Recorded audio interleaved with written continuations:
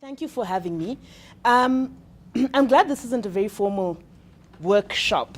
I hate talking to people. So what I'm going to do today is I'm going to share with you some of our insights.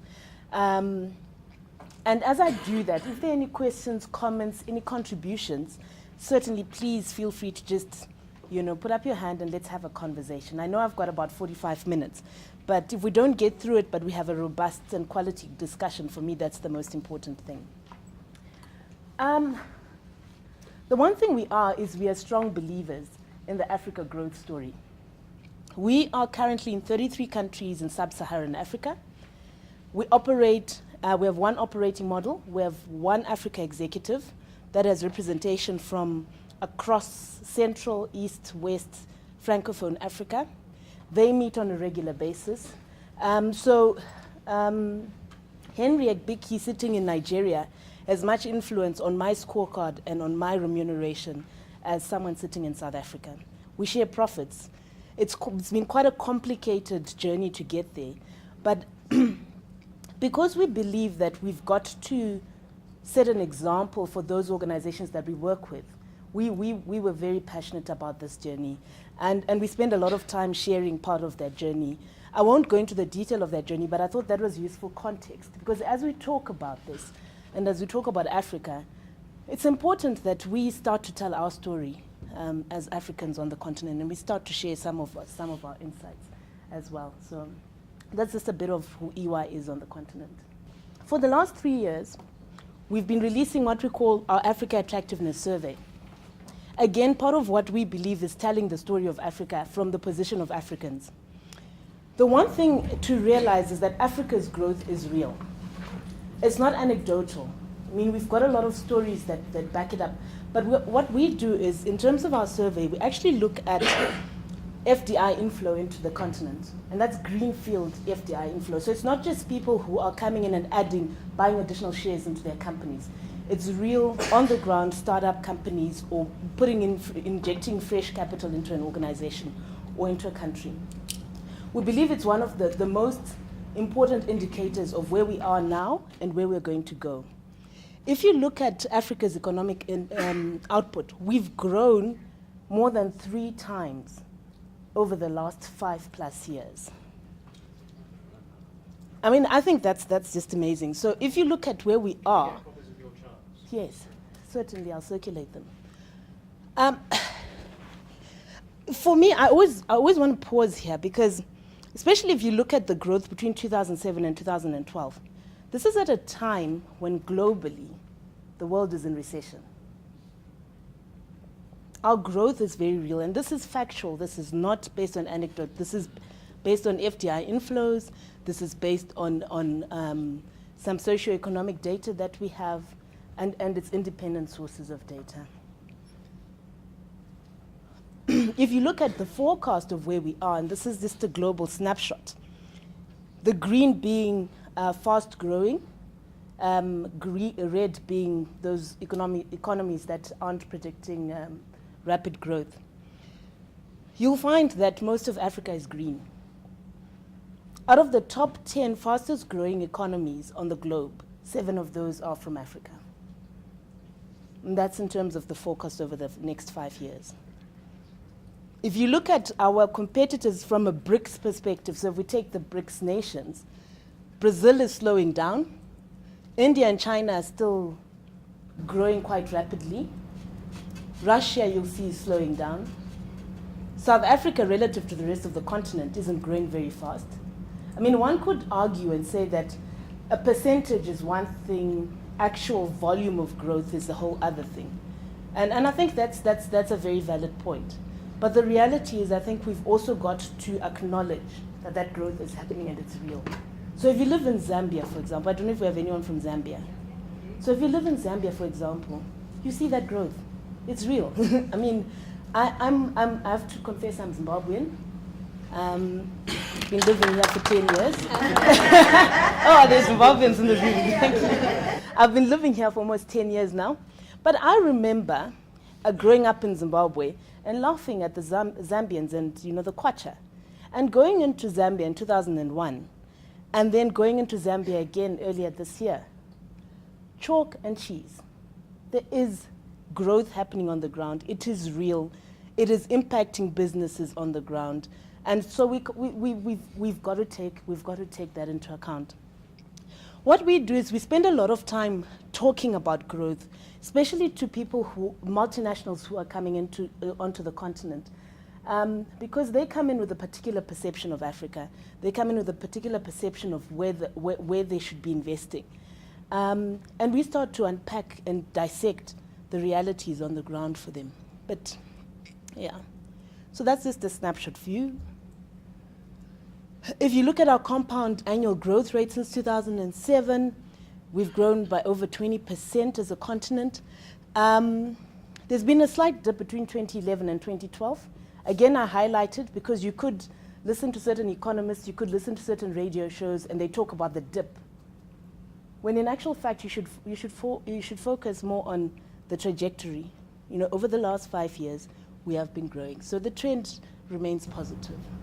Especially if I were to show you this perspective from a global view, you'll see that from a global perspective, there's a decline at the same time.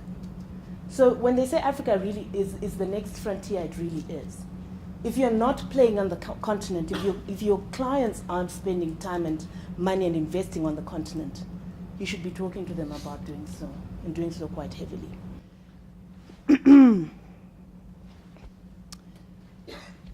If we start to look at FDI and where we're seeing the growth in FDI, what this starts to show us is some of the areas where there's been a growth, significant growth from an FDI perspective. So this is not showing you the percentage of FDI allocation to the different countries, no. But starting to show you, for example, in Ghana, there's been a 50% compounded growth in the FDI flow in the last 5 years. I don't know if you've got anyone from Ghana. Again, Ghana is another place. I mean, Ghana is an amazing example of an economy that is stable. They have managed to attract their diaspora back into the economy. It is growing. There's new resources. It is such an exciting place to be. I'm sure being a Ghanaian, you're very excited about. I'm sure you're selling Ghana to everyone every day. So, but when I look at this, I also want to highlight a couple of other countries there. Zimbabwe being one of them.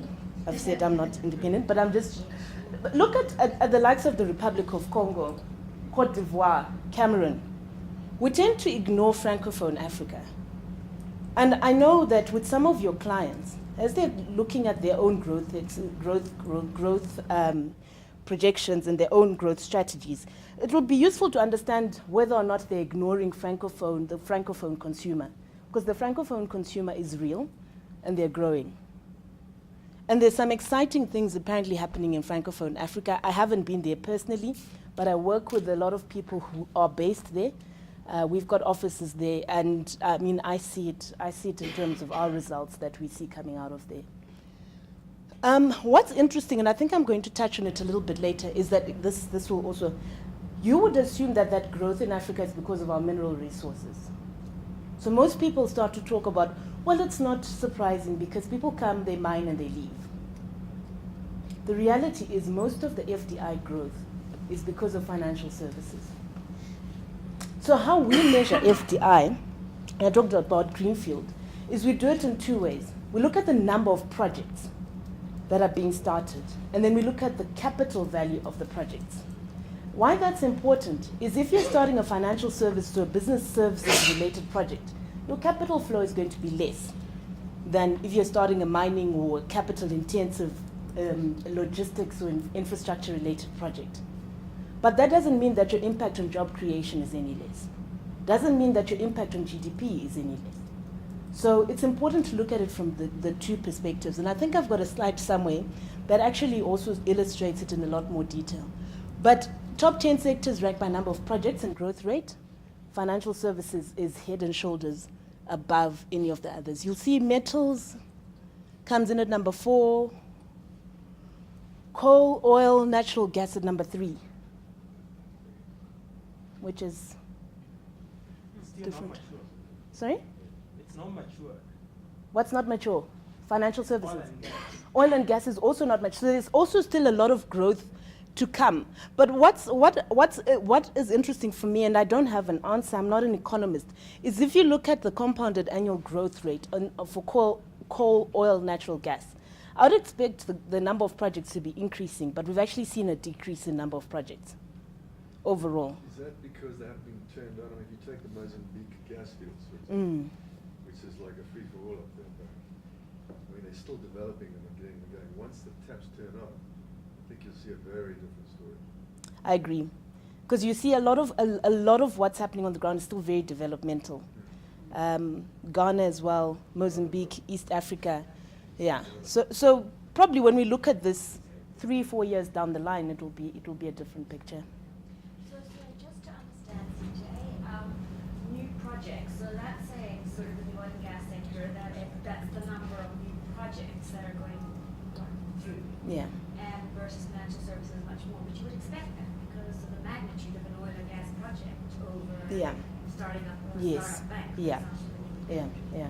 You would. What we find is that most people tend to look at it from a capital perspective, which is also a valid way of looking at it. But when you look at it from a capital perspective, you could get lost in looking at those two factors only: the coal, oil, and natural gas, and the metals, because that's so capital intense that you could ignore everything else that's happening on the continent. And the reality is one of the largest things that's happening, one of the most significant factors that's happening on the continent is the rise of the consumer and the rise of the middle class. And that starts to drive things like your business services, your financial services, any consumer-related services as well. But even when you think about the metals, and I forget the term someone used, but it was so profound. But it was about each time they find a resource, they literally have to build a town around it. And that's all services as well. And that's people in the community being uplifted. So if you think about that as well, it is a ripple impact. And it's okay. We also believe that the growth is sustainable. So it's not just an issue of, well, we've been lucky, things weren't going well in the US, therefore people invested. We actually genuinely believe that the growth is sustainable. And that's because, like I said, rising income levels, the diversification of where that money is going. So it's not purely minerals. And I think that's such an important point. I know I keep saying it, but we talk about Africa and a lot of people start to say, no, but you've got mineral wealth, that's why. I mean, 60% of the world's arable land is on this continent. And I believe only 2% of it, I think, and don't quote me, but it's something ridiculously low is actually being used. There is so much potential on this continent. We are a lot more democratic than we are painted to be. And I don't have the slide in here, but if you look at where we were 10, 20, 30 years ago and where we are now, we have a lot more democracies on the continent than we did before. I think we only have 2 or 3 countries that are rated, and this is from an economic perspective, as not being democratic. Even as Zimbabwe, which most people will say, oh, but Zimbabwe is not democratic, is actually democratic. We have elections, No, I mean, just if you think about it from a base perspective, we don't have the same issues as the likes of Serbia, and so there's a lot to be positive about. The self-belief on the continent and the human development. I don't go into detail on some of these here, but I mean, I could talk, for example, about human development and the need for middle managers across the continent. One of the biggest challenges that's going to come through now, and we're going to see it more and more, is that we don't have enough middle managers. So you've got a lot of people who will have experience, who will lead. You'll have people coming through, but you don't have a middle tier. Not enough of that middle tier. It's something to start thinking about as well. Is that anything to do with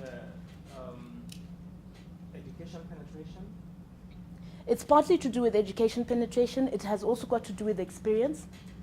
So if you look at education, for example, we have a lot of countries on the continent that have good education systems. But again, like I said, it's bringing up that there's going to be a time lag between when those kids who are coming out of schools are able to be middle managers and then move on to top management. And if you compare that with the explosion, so to speak, that's happening on the continent. There's going to be probably, people are predicting a 10 to 20 year period where we need to prepare now for the need for middle managers. Just make a quick comment on, you call it self-belief or something? Self-belief. It's about the number of Africans now who are proudly telling their story, who believe it is possible. I go back to Ghana, and if I use companies like Diageo, they actually go and recruit and bring back people from the diaspora. We're seeing more and more people looking at the continent and saying that this is a place to grow up. Whereas if you go back a few years before, we had more people leaving the continent. We still have that, but we don't have people leaving the continent for good, at least not as much as we had before. Okay. Income levels are rising steeply. I think that's an important one to note. 27 countries are now rated by the World Bank as having attained middle income status.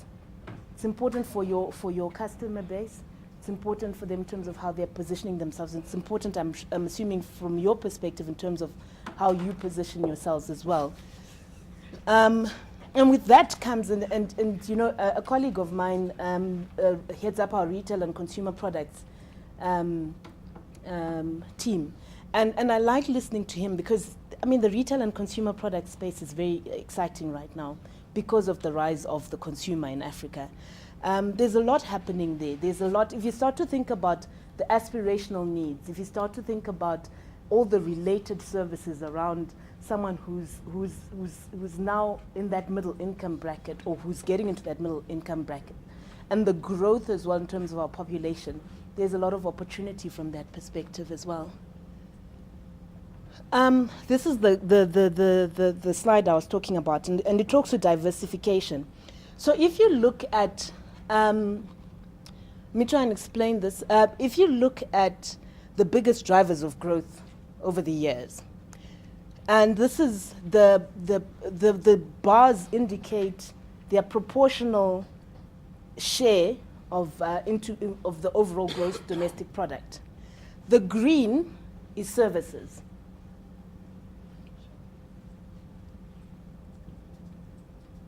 The light gray is manufacturing, the dark gray is natural resources, and the yellow is agriculture.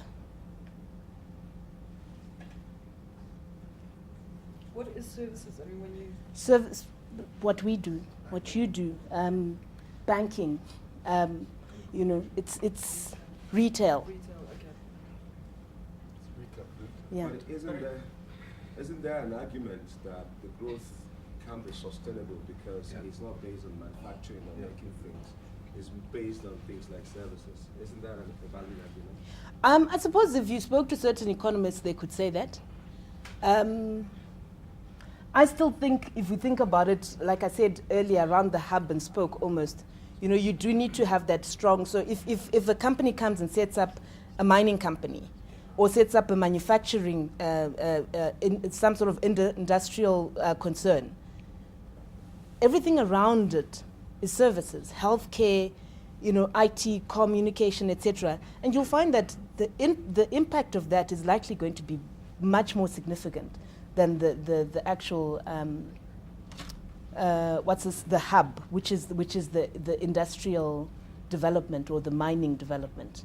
That is critical. I agree with you, and we've got to get they call it beneficiation and what have you, but we've got to get that right. But it can't be the only thing.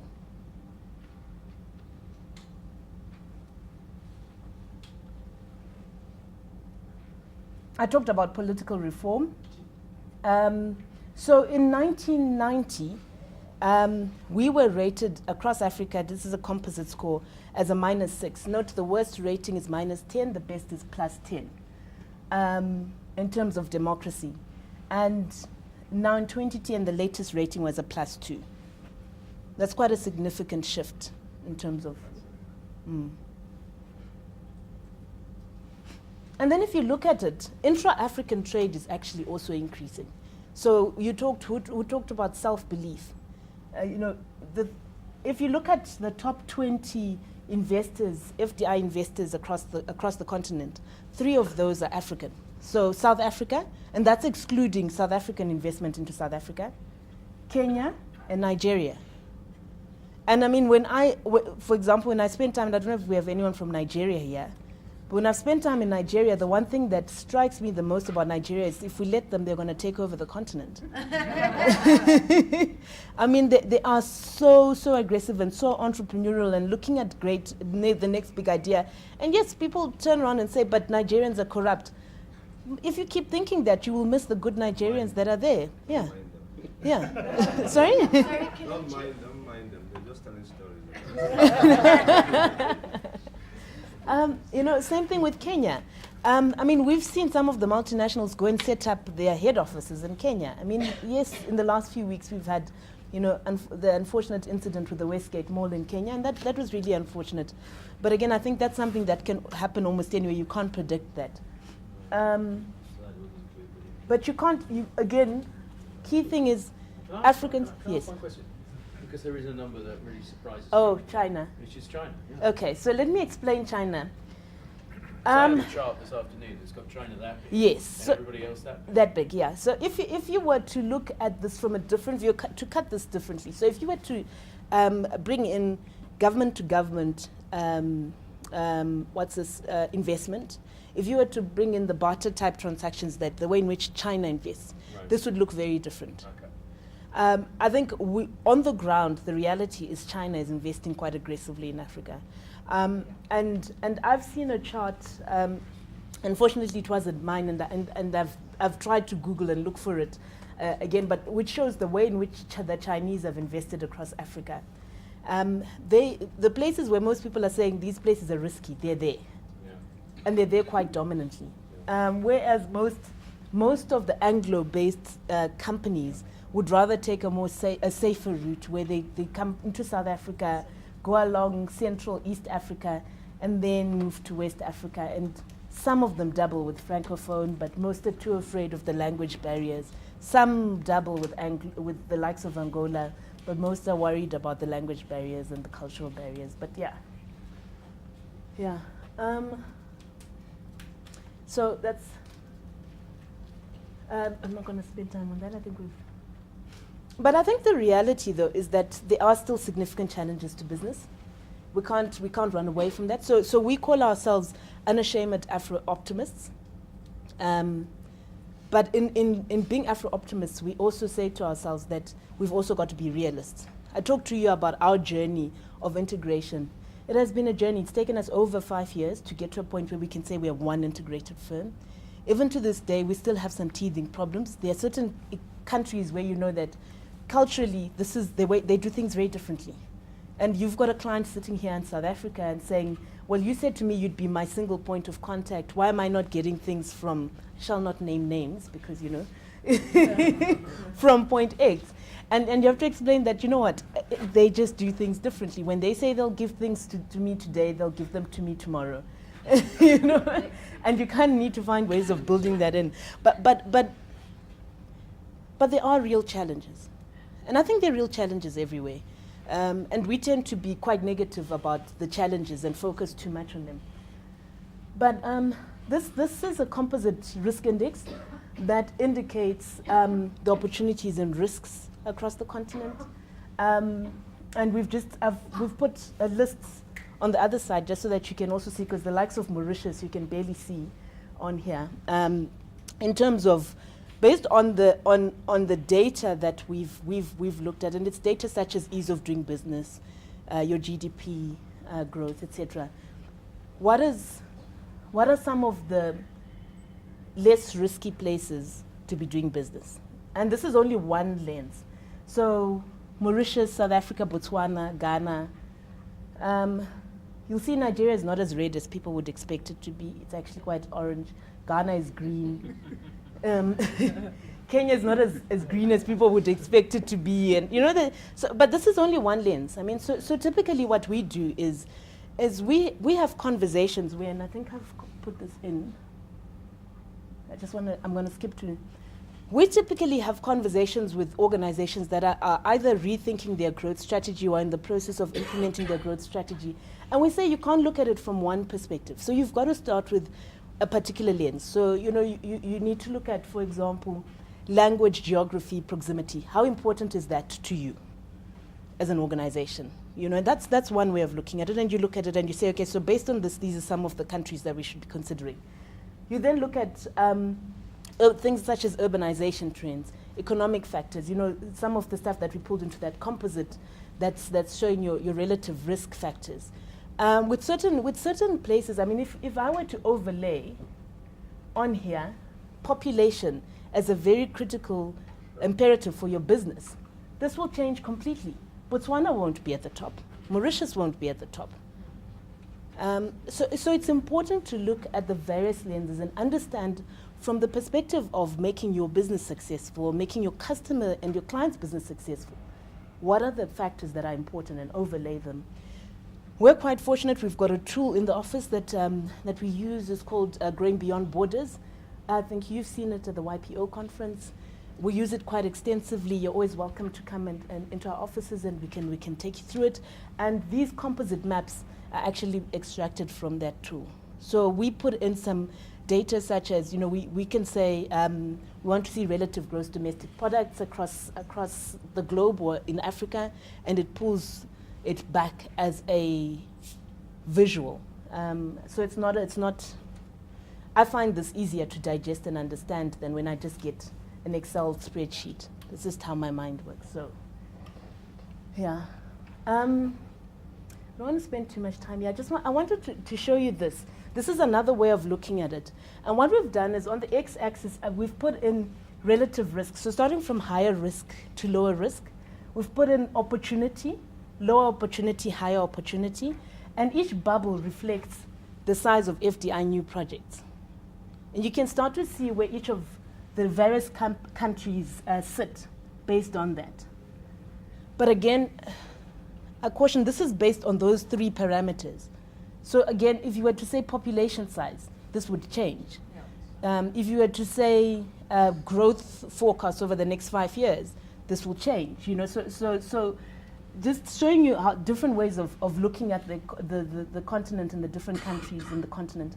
But again, all relatively positive if I look at it. There's no place that stands out as do not invest. Again, I pick on Zimbabwe. I'm Zimbabwean. It's still, you're still seeing FDI investment in Zimbabwe. You go on the ground, it's safe. People are still, things are still happening. There's a lot that needs to be fixed, but that could be the opportunity, and I think that's the way one needs to look at it. And then I just want to touch on this one briefly, which is beware the perception gap. Now, these percentages get confusing, so don't worry about them. I'll tell you what they mean in summary. When we did our study and our survey, what we found is people who are not doing business in Africa are more negative about the continent than people who are doing business in Africa. So people who are doing business in Africa rated Africa only second to Asia in terms of where they would want to invest and where they would continue to do business. People who are not doing business in Africa rated Africa last. So we still see that image of Africa needs to be changed. And again, I come back to, we've got to tell our stories. I'll say this because you told me it's one of your clients, and I hope it's your advertising campaign. And I hope I'm not putting my foot in it. But there's that advert. They call it Africa, we call it home. Is that you guys? Yay. I love that advert. I love that advert. It really talks to who we are. So everyone else is like, Africa is scary. I don't know how many of you travel quite a lot, but you go elsewhere and people are asking you. One of my closest friends decided that she would spend her child's early years living and working in different places, and she's currently living in New York. And her son is 10 now. And I went to visit them, and he says to me, Auntie, how come when I've been to Africa, and I'm thinking you're African, but how come when I've been to Africa, I don't see the elephants and the animals? And I'm thinking, Ida, what are you doing to your son? Why does he think like this? Did you grow up with elephants and animals in your backyard? But there's still such a perception. And I sat him down and I said, Anashe, why do you think this? And he says, no, but at school they tell us in Africa there's elephants and there's animals everywhere. But when I come and see Granny, I don't see them. And he genuinely, and this, I think he was 8 at the time, he was really perplexed by this because there is such a perception gap of people who haven't been on the continent telling our story. International media telling our story. And I think it's the likes of TBWA, you've got such an important role to play in terms of changing that perception. This attractiveness survey that we come out with, we spend time, we try and make sure that at all global EY conferences, we're there, we're talking about Africa. We run what we call our Strategic Growth Forum in March of every year. We normally run it in Cape Town, where we bring investors, both people who are investing in Africa already and those who aren't yet, to come and have a conversation and listen to those people who've made a success of investing across the continent. The reality is, if you look at the growth of investment in those companies that have invested in Africa over the last 5 to 10 years, there is, and I don't have the specific data, but there is economic data that indicates that those investments have grown at a much faster pace than investments anywhere else. So I'm going to just briefly touch on this. And these are some of those sectors that we talked about earlier. So infrastructure, I mean, we know the need for infrastructure. You know, there's a number of ports that are coming up across the continent.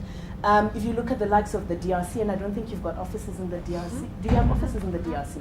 Do we have anyone from the DRC? They just went back. Oh, okay. But that's probably because they have to land in one place and then get another plane. And I'm just teasing. but I mean, the DRC has such a dire need for infrastructure, for example, and yet it is such a mineral wealthy country. I mean, there's so much potential there. But we're seeing a lot of investment in infrastructure. I'll show you a little bit in some of the slides that are coming. Oil and gas we've talked about. We know about that. ICT, I mean, we've got the fastest mobile penetration globally. If we get creative around how we use the phone, the mobile phone in Africa, I mean, the potential is endless. They talk about innovation coming when there's a need. You know, you take the M-Pesa in East Africa.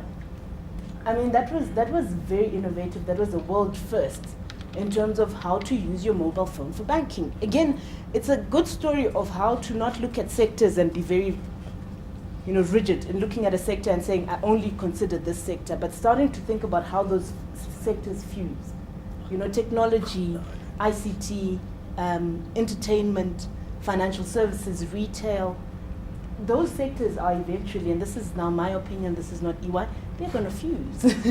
You know, we do so many things on our mobile phones, on our tablets these days that, you know, there might not be a need to go into a mall anymore, but maybe that will come way down the. Consumer products, anything consumer related is growing, anything. I don't know how to say it enough. There is such a population explosion, but not just a population explosion, a growth in terms of purchasing power, in terms, you know, across the continent. Financial services, mining and metals. These are just some of the ones that. Oh, what this is a composite of 6 of the larger multinationals that have invested across the continent. It's a bit dark, I don't know if you can see it, but the purple is tallow oil. Tallow oil has been quite successful in terms of, and if you look at the footprint of tallow oil, it's not typical, but I suppose they have to go where the oil is. You know, Diageo, which has got quite a strong presence on the continent as well. Standard Chartered, I mean, they're emerging markets focused, so they're not big in South Africa, but they're big in a lot of other African countries. General Electric, that, you know, has recently said that they will spend, I think it was over 100 billion in investment across the continent. Vale, which is mining, and IBM. And these are big corporates that are investing across the continent. So. And And you looked at Standard Chart versus Standard Bank. If you look at Why Standard did you Chartered, Standard I Chartered?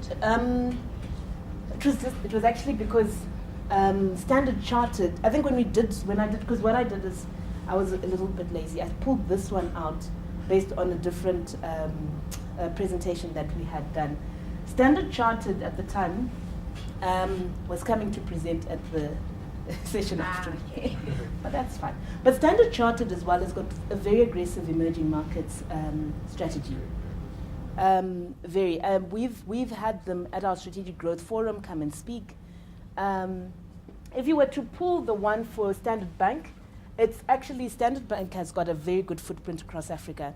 So if the other composite that I like to do, especially when I look at South African companies, is if you pull Shoprite, Checkers, Standard Bank, MTN, very good footprint across Africa. So Standard Bank is in over 30 countries, I think, on the continent, if I'm not mistaken. 19. Oh no, I'm thinking of EcoBank. EcoBank is 36. And that's an interesting one. An EcoBank footprint is who's West Africa? Because EcoBank has by far the largest footprint of all banks, and yet that's not a South Africa-based bank.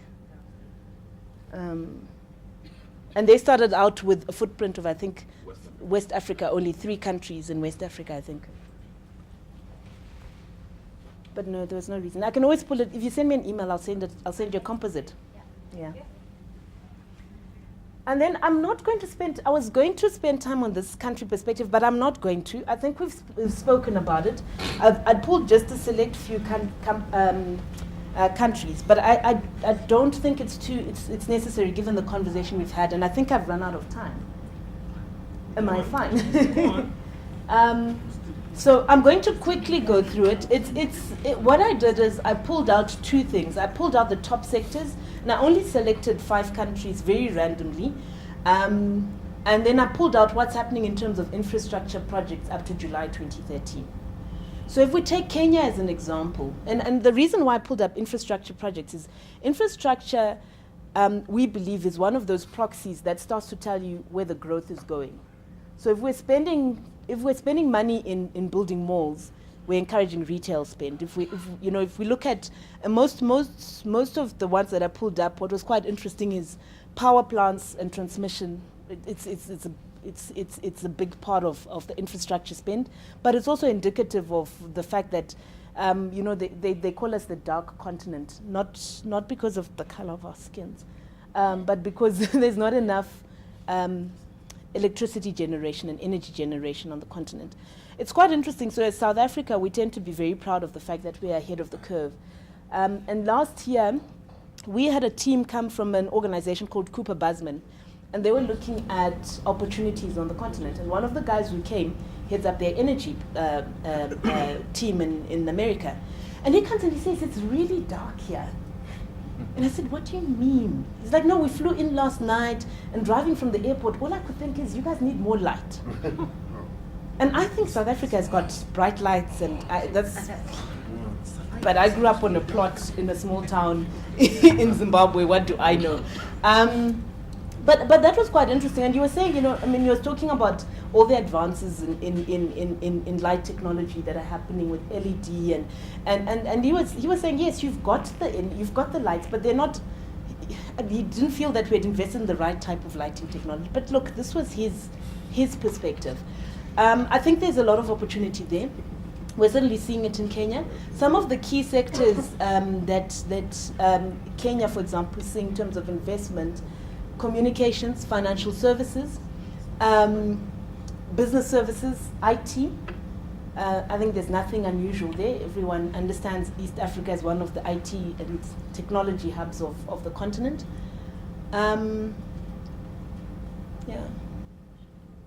Ghana, also quite an interesting one. I think what's interesting with Ghana, so the power plants is expected. The blue indicates the number of projects. The yellow indicates the capital value. What I found interesting with the Ghana one is the housing one. And maybe it's because I've got friends of mine who've recently moved back home to Ghana and are building, and they keep coming to South Africa to buy stuff. And I say, but can't you find the stuff there? But So I get the sense that there's, and who's from Ghana before I put my foot in it, because I think it's important to always get, when you're on the ground it's very different from when you visit and you're in and out. So I don't know whether this is reflective of what you're actually seeing on the ground. But a lot of infrastructure spend in Ghana as well, going to roads, airports, the water systems and power systems, etc. And with the gas coming on board, quite a lot of spend going there as well. But still seeing quite a lot of FDI projects in the communication space, financial services. I was quite intrigued by the number of small banks that are in Ghana. 27. 20 years. You know, small banks that are in Ghana. I anticipate there's going to be some sort of amalgamation over time, but you know, the fact that we've got people who are seeing this need and they still have people coming in and depositing their money means there's a need. Mozambique, I think Mozambique, nothing unusual there. Huge infrastructure spend. I think if you look at Mozambique, and we made a note of it there, it ranks 7th in Africa in terms of number of projects and 7th in terms of capital allocation. There's a lot happening in Mozambique with the port, with the rail infrastructure. It's seen as a very key entry point into the continent. It's key in terms of Southern Africa, Central and East Africa, so very important. Top sectors, coal, oil, natural gas, so quite different from everywhere else where we're seeing a lot of services. Mozambique is, and I don't know whether you've got anyone from Mozambique here? Yes. Does this tally with what you see on the ground? Yeah. Yeah, so food and tobacco, metals. So seeing a lot more capital intense projects, infrastructure type, logistics type projects in Mozambique. Nigeria I think is a mixed bag because of the nature of Nigeria. Still a lot of infrastructure. I mean, I must say, if you go to Victoria Island, the number of hotels that are coming up, number of building that's happening, amount of building that's happening, it's reflective of what's happening with the Nigerian economy. It is a growing economy. You cannot ignore Nigeria in any form. You know, you've heard the projections that in 3 years' time it will be a larger economy than the South African economy. So you know, it's an important economy to take note of and be aware of and understand how you position and how your customers are positioning themselves in it. Again, a lot of infrastructure spend. I think it's got more of a mixed bag in terms of we're still seeing a lot of spend in the services side, but still a lot in from a logistics infrastructure, high capital type investment. And then I put in South Africa. Oh, I put in Angola as well. South Africa. I don't know. Because so I mean, we all know about the roads and the bridges, and my personal, so this is empirical data. It's factual. It's factual. But I certainly don't. I mean, when we talk to our the likes of Transnet and some of our clients that are really dependent on logistics, there's still a lot of work that needs to be done. So I see a huge investment in terms of the likes of rail, roads, bridges, but there's still a lot of work that needs to be done in that area. I think it's important to take note of. I think with some of this is investments that led up to the World Cup, because I think this is taking a look at the last 5 years, if I'm not mistaken. So some of that has been captured in here. But again, if you look at South Africa, huge growth in terms of services. Again, because of the growth in middle income. And, there's an article recently about the rise of the black middle class in South Africa, which is quite important as well to take note of. Angola is an interesting one. I think it's very much like Mozambique, very high infrastructure spend. I don't know if you've got anyone from Angola here. Yeah, very high infrastructure spend. You fly in, and I was meant to go with a colleague to Angola earlier this year. I didn't end up going, and he comes back and he says, all you see is buildings going up. So there's certainly a lot happening. I know that people tend to think that it's pretty difficult to do business in Angola.